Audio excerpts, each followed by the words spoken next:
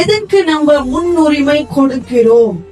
கர்த்தருடைய வீட்டுக்கு கொடுக்கிறோமா இல்ல நம்மளுடைய வீட்டுக்கு நம்ம கொடுக்கிறோமா? இததான் கர்த்தர் ஜனங்களை பார்த்து கேக்குறாரு. நான் உன்னை இதுக்காக அழைத்து கொண்டு வரல ஐயா, நீ சந்தோஷமா வீடு கட்டி குடியிருக்க, என் ஆலயம் பலிப்பீடம் மட்டும் கட்டி 16 வருஷம் அப்படியே கிடக்குது, யாருமே அதை கட்டுக்கல, வெறும் பலிப்பீடத்தை கட்டிட்டு என்ன பண்ணாங்க, விட்டுட்டு எல்லாரும் சந்தோஷமா அவங்க வீட்டுக்கு போய் என்ன செய்றாங்க, வீடெல்லாம் அழகழகா கட்டி சந்தோஷமாய் குடியிருக்கிறார்கள். அதான் ஆவியானவர் கேட்கிறார். அநேக ஆசீர்வாதங்களை நான் உங்களுக்கு கொடுத்திருக்கிறேன், உங்களுக்கும் எனக்கும் கொடுத்திருக்கிறார். கர்த்தர் சொல்லுகிறார், நம்ம புதிய ஏற்பாட்டு சபை ஜனங்கள் எப்படி ஆயிட்டோம்னா ரொம்ப ஆவியானவருக்குள்ள பரவசமா ஆயிட்டு அல்லேலூயா ஆமெனே ஓ அந்நிய பாஷையில நல்ல நம்மளுக்கு அதுக்கெல்லாம் குறைச்சலே என்ன இல்லையா இல்லைன்னு சொல்றாரு ஆவியானவர்.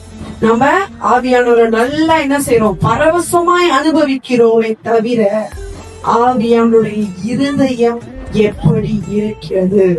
How am I feeling about you?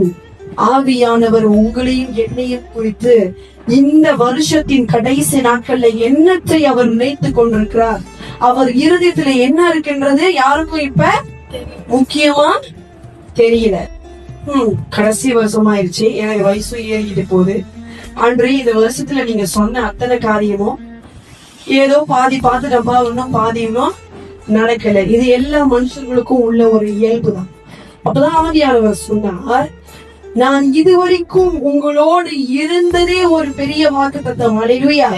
இந்த வருஷம் நீ 12வது மாதத்தை பார்த்ததே ஒரு பெரிய அதிசயமா. அல்லேலூயா. எத்தனையோ பேர் இந்த மாசத்துல கால் எடுத்து என்ன பண்ணல, வைக்கல. நீ இம்மைக்குரிய காரியத்தையே ஏன் யோசிச்சுட்டு இருக்க?